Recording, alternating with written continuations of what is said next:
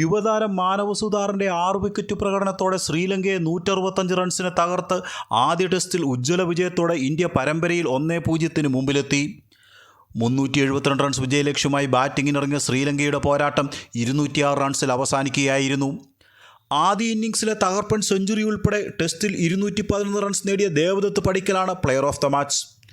ഇന്ന് 84-4 എന്ന സ്കോറിൽ ബാറ്റിംഗ് ആരംഭിച്ച ലങ്ക ഇന്ത്യക്ക് അവസരം നൽകാതെ മികച്ച പ്രകടനം കാഴ്ചവെച്ച് മുന്നേറുകയായിരുന്നു.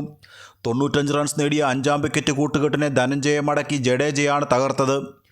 വാലറ്റത്തെ കൂട്ടുപിടിച്ചു അർദ്ധ സെഞ്ചുറിയുമായി പോരാടിയ ദിനുഷയിലായിരുന്നു ലങ്കയുടെ പ്രതീക്ഷ മുഴുവൻ.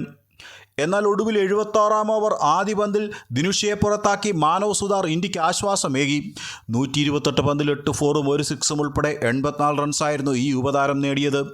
തൊട്ടടുത്ത പന്തിൽ പ്രഭാത് ജയസൂര്യയെ ബൗൾഡ് ചെയ്ത് മാനവ് 8-ാം ലങ്കൻ വിക്കറ്റും വീഴ്ത്തി.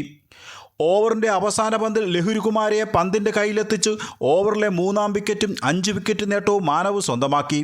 തൻ്റെ അടുത്ത ഓവറിൽ നുബന്ധയെ ബൗൾഡ് ചെയ്ത് മാനവ് 206 റൺസിൽ ലങ്കൻ ഇന്നിംഗ്സ് അവസാനിപ്പിച്ചു.